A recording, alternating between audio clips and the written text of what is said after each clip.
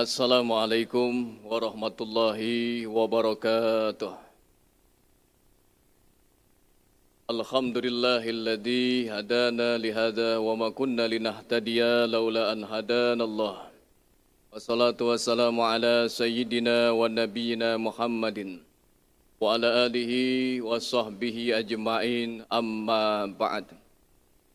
Yang sama-sama kita hormati pimpinan Masjid Istiqlal, Pembesar Masjid Istiqlal Profesor Dr. Kiai Haji Nasaruddin Umar MA, dan para alim ulama, para asatiz, Bapak Ibu hadirin jamaah salat asar Masjid Istiqlal rahimakumullah. Marilah sama-sama dalam kesempatan yang berbahagia ini kita lanjutkan ibadah kita dengan mengikuti taklim atau pengajian Awamis pada asar di Masjid Istiqlal. Mudah-mudahan duduknya kita di tempat yang mulia ini dicatat sebagai amal ibadah di sisi Allah Subhanahu wa taala. Seraya kita iktikaf dengan meniatkan iktikaf, nawaitu an a'takifa fi hadzal masjid ma dumtu fihi lillahi taala. Insyaallah selama kita berada di masjid ini, Allah berikan segala limpahan rahmatnya, maghfirahnya kepada kita sekalian. Bapak Ibu hadirin jamaah salat asar Masjid Istiqlal rahimakumullah. Pada kesempatan sore hari ini, melanjutkan kajian kitab Irsyadul Ibad ila Sabilir Rasyad yang dikarang oleh Al-Imam Syekh Zainuddin Al-Malibari. Sudah hampir 5 kali pertemuan kita telah membahas pokok perkara keimanan, bab tentang keimanan. Banyak hadis dan juga makalah-makalah dari penulis kitab ini yang menjadi pelajaran bagi kita sekalian. Baik, kita memulai kajian kita pada sore hari ini. Qala Syekhul Musannif rahimahullahu ta'ala wa ghafara lahu wa liwalidayhi wa limasyayikhihi amin. Dalam kitab Irsyadul Ibad ila Sabilir Rasyad dikatakan wa hukiya Imamuna Muhammad bin Idris Asy-Syafi'i radhiyallahu anhu, telah dihikayatkan, telah dikisahkan. Jadi kisah ini kisah nyata, bukan fiktif, bukan dongeng. Tetapi kisah ini kisah nyata yang pernah dialami oleh Imam Syafi'i, yang kita kenal dengan imam yang mendirikan mazhab Syafi'i. Kisah yang dialami Imam Syafi'i ini dikatakan beliau qala radhiyallahu an qala ra'aitu bi Makkah nasraniyan yad'u bil asqafi wa huwa yatufu bil Ka'bah. Jadi di zaman Imam Syafi'i pernah melihat seseorang Nasrani, ya.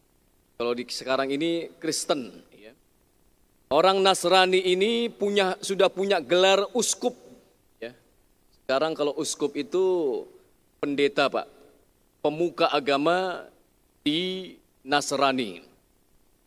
Imam Syafi'i melihat seorang Nasrani ini, uskup ini, dia sedang tawaf di Ka'bah, ya.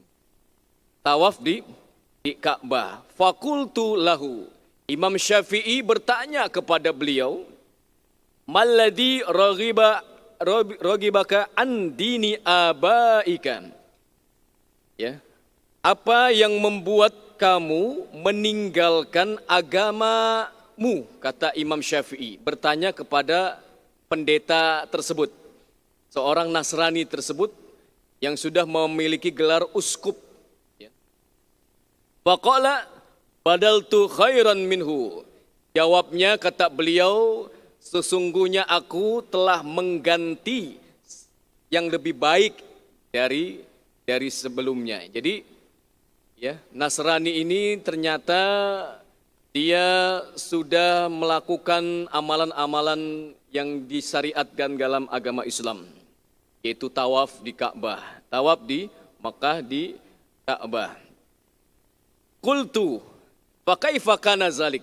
Nah, Imam Syafi'i bertanya lagi kepada pendeta tersebut atau Nasrani tersebut. Lalu apa yang menyebabkan kamu seperti ini? Ya, Imam Syafi'i kaget. Kok orang Nasrani ya sudah pendeta tetapi kok dia sudah tawaf di Ka'bah. Fahukiyali annahu. Nah, ceritanya seru nih ya. Jadi ini cerita tentang hidayah ya, orang mendapat keimanan ya. Kata beliau pendeta ini, fahukiyali annahu raqibal bahr.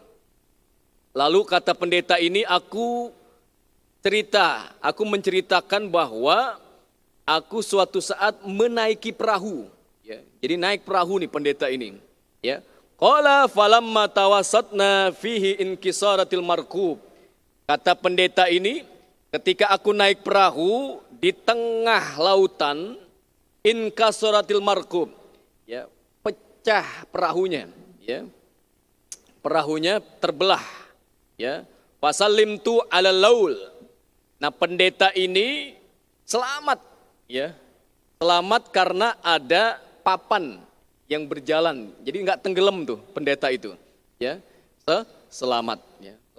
Perahunya yang ditumpanginya terbelah, pecah, ia selamat karena ada papan yang berjalan di atas lautan. Jadi dia ya mencari pertolongan ya dengan papan tadi. Wama zalat ya amwaj tadfa'uni hatta ramtaini fi jazirati min jazairil bahr. Nah, tatkala ombak ya, jadi ombaknya ini dahsyat ya, ombaknya begitu dahsyat sekali ya, sehingga ia terdampar ke suatu pulau ya. Suatu pulau dari pulau-pulau di sekitar lautan itu ya. Jadi ini ada suatu pulau, dia terdampar karena terhempas dengan gelombang yang begitu sangat dahsyat tadi. Fiha asjar kasirah. Nah, ketika ia terdampar di suatu pulau itu, ia mendapati pohonnya itu banyak sekali. Pohonnya banyak sekali di pulau tersebut. Walaha asmarun ahla minasyahid. Di mana pulau itu, ya, di mana ya pohon-pohonnya itu buahnya manis, lebih manis daripada madu. Ya, lebih manis daripada madu, luar biasa. Ini pulau apa? Kita belum menemuin nih pulau ini. Ya, wa aliyin minaz zabad. Dan buahnya juga lembut ya, seperti mentega, seperti keju ya. Ya, seperti keju. Wa fiha naharun jarin azbun. Dan juga sungainya pun sangat deras sekali. Dan di saat itu pendeta mengatakan, qala fakultu alhamdulillah ala zalik. Segala puji bagi Allah yang telah memberikan hal tersebut ya. Aqulu min hadas samar. Jadi pendeta itu makan dari pohon, buah dari pohon itu.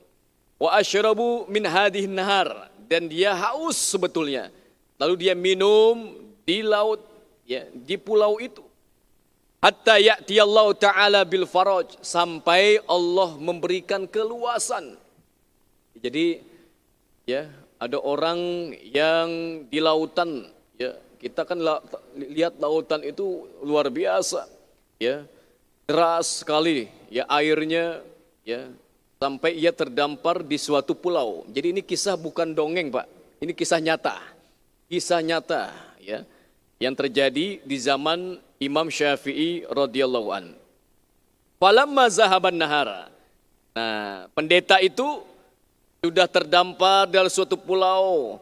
Ia makan di tempat di pulau itu, ia minum di pulau itu. Ya, dia terkagum-kagum, kok ini pulau seindah ini, seenak ini, senyaman ini. Falamma zahaban nahar. Nah, tatkala siang itu berlalu, ya. Jadi siang berlalu berganti malam, waja'al lail, ya. Di pulau sendirian, ya. Pendeta itu lalu berkata, khiftu ala nafsi minad dawa fa'altu syajarah. Kata pendeta itu, sesungguhnya aku ketakutan di dalam diri aku sendiri. Takut pendeta itu, ya. Takut ada binatang buas. Ada binatang buas, minat dawab itu binatang buas. Fa'alautu, ya, di mana aku katanya naik, ya. Jadi pendeta itu saking ketakutan, udah malam gelap di suatu pulau itu, dia naik ke atas pohon, ya. Wanamtu ala gosnin, dan ia tidur di atas pohon itu, ya. Tidur di atas pohon. Falamma kana fi wasatil lail, dan tatkala berada di tengah malam, ya sekitar jam 1, jam 2 malam, di pulau, ya serem, sendirian lagi, ya sendirian, ya kita sendirian di kamar saya, ya malam-malam rasanya gimana gitu, ya. Ini di pulau, ya di pulau yang tidak terlihat kehidupan dan lain-lain. Nah kata beliau, falamma kana fi wasatil lail, tatkala di tengah malam, ya, wa idza bada'ta ala wajil ma, datanglah ada hewan, ya, dari permukaan air, ya. Ada hewan tuh muncul di permukaan air. Tusabbihullahu ta'ala bilisanin fasih. Hewan ini bertasbih kepada Allah dengan lisannya yang fasih, jelas sekali terdengar. Ya, kita nggak tahu tuh muncul tiba-tiba hewan dari permukaan air, ya. Ya, pendeta itu ngelihat dari atas pohon, kok ada hewan yang tiba-tiba naik. Dia lalu bertasbih kepada Allah, hewan itu. Tasbihnya apa? La ilaha illallahul ghaffar Muhammadur Rasulullah an-nabiyil mukhtar. Tidak ada Tuhan selain Allah yang maha pengampun. Muhammad Rasulullah adalah nabi terpilih. Kata hewan yang tadi muncul tiba-tiba dari lautan. Falamma wasalatid dabah ilal barri. Nah, tatkala kata beliau hewan itu terlihat dari permukaan, ya. Idza ra'saha ra'sun na'amah. Ya, jadi hewan itu ternyata bentuknya Bapak Ibu itu kepalanya, kata pendeta itu kepalanya seperti kepala binatang onta, ya. Burung onta, ya mohon maaf, burung onta. Burung onta. Wa wajuha waju insan, wajahnya wajah manusia. Ya, kepala burung onta, wajahnya wajah manusia. Wa qaimuha qawaim ba'ir. Dan kakinya kaki onta. Ya, jadi nggak bisa dibayangin tuh. Ya, ini makhluk apa? Makhluk apa yang ada di lautan yang muncul tiba-tiba dilihat oleh pendeta itu? Ya, wa zanbuha zanbu samak. Dan buntutnya buntut samak atau buntut ikan, ya. Jadi kepala burung onta, wajahnya manusia, kakinya kaki onta, lalu buntutnya buntut ikan. Fakhibtu ala nasi al khalaq, ya. Dan pendeta itu ketakutan, ini siapa ini, makhluk apa nih, ya. Tiba-tiba muncul tapi bentuknya mengerikan, sangat mengerikan. Ya, dia takut kalau ia binasa dengan hewan tadi. Panazalat minasyajarah wa walaitu hariban. Dan pendeta itu turun dari pohon, ya, dan dia ingin berlari, ya, ketakutan. Faltafattat ilayya wa qalat. Nah, makhluk tadi ya melihat pendeta itu lalu bicara kepada pendeta itu dari kejauhan. Ya, kif kata makhluk tadi, yang makhluk aneh itu, kif, berhenti kamu, kata beliau. Kata makhluk tadi, Wa illa halak. Ya, kalau kamu nggak berhenti, kamu akan hancur binasa. Waqiftu, kata pendeta itu, aku tiba-tiba langsung berhenti. Faqalat li. Ya, makhluk itu bertanya kepada pendeta itu, madinuka. Kata makhluk itu, apa agamamu? Kata makhluk itu kepada pendeta. Fakultu an-nasroniyah. Agamaku Nasrani. Ya, Nasrani. Faqalat waihaka ya khasiran. Kata makhluk tadi, sungguh kamu rugi atau merugi, orang yang merugi. Irji ila hanifiyah. Makhluk ini ya bisa bicara, ya, dialog kepada pendeta itu. Kata makhluk itu, kembali kamu kepada agama Islam. Ya, segera menuju agama Islam. Fa innaka qad halat bi fana'i qaumin minal mu'min jinni. Sesungguhnya kata makhluk tadi, ya, sungguhnya telah kamu akan hancur di tempat ini. Karena tempat ini adalah tempat jin mukmin, ya. Jin mukmin. Jadi pulau itu ditempati oleh jin yang beriman. Jadi kita yakin, ya, beriman kepada makhluk Allah yang bernama jin. Karena jin itu, ya, ada jin yang mukmin. Kata beliau, la yanju minhum illa muslim. Tidak akan selamat orang yang berada di pulau ini kecuali orang yang beriman atau orang yang muslim. Fakultu wa kaifal Islam. Lalu bagaimana caranya masuk Islam, kata pendeta itu. Kultu, dan berkatalah pendeta itu, asyhadu, diajarkan oleh makhluk tadi, asyhadu alla ilaha illallah wa anna muhammadar rasulullah. Fakultuha. Diajarin bahwa mau masuk Islam baca syahadat, 2 kalimat syahadat. Maka pendeta itu membaca 2 kalimat syahadat. Summa qalat dabah. Lalu berkata lagi makhluk itu, turidu maqam huna amir ruju ila ahlika. Ya, jadi makhluk tadi nanya kepada pendeta, kamu mau tinggal di tempat ini atau mau pulang? Ya, atau mau pulang. Ya, jadi makhluk ini ngetes juga nih kepada pendeta ini, kamu mau tinggal di sini sama jin-jin mukmin, ya, orang jin yang beriman, ya, di pulau yang sangat sepi begini, gitu ya. Nah, kata pendeta itu, faqalat arruju ila ahli, aku ingin pulang kepada keluargaku. Faqalat amkasa makanika hatta yatajazu bika markubun. Maka kata beliau, diamlah, kata makhluk itu, diamlah sejenak di tempat kamu ini sampai nanti akan lewat kapal, ya. Jadi makhluk ini tahu ya, bahwa nanti akan ada kapal lewat sebentar lagi. Ini namanya jin kan tahu, ya. Jin itu tahu yang gaib, hal-hal yang gaib. Famakasat makani wa nazalat dabah fil bahar.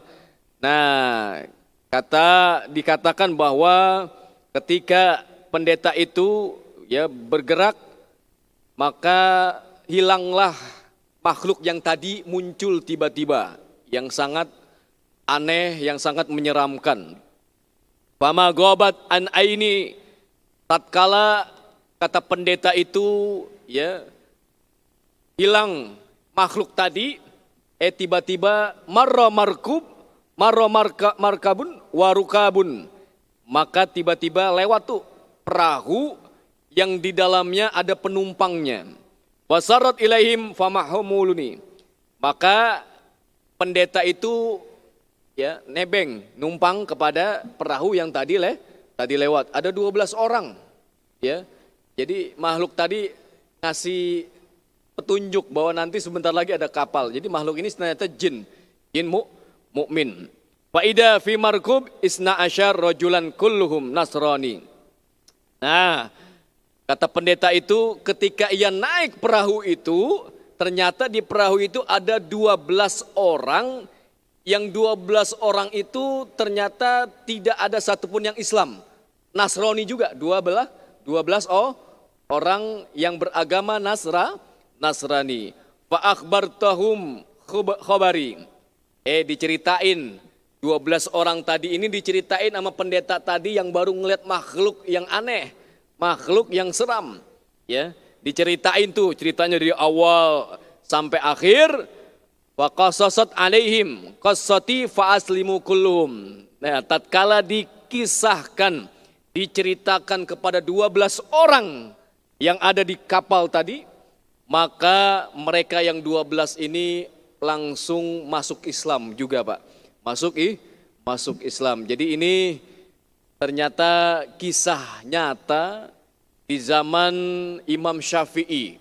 Ya, ada seorang pendeta uskup ya beragama Nasrani mendapat hidayah dari Allah dengan caranya, ya, dengan cara seperti tadi, ya. Akhirnya ikut juga 12 orang pendeta yang lain Nasrani tadi, jadi masuk Islam karena melihat cerita yang tadi dikatakan, ya. Jadi sesungguhnya semua itu sebetulnya dari pertolongan dari Allah Subhanahu wa taala. Jadi jalan hidayah itu macam-macam, Bapak Ibu.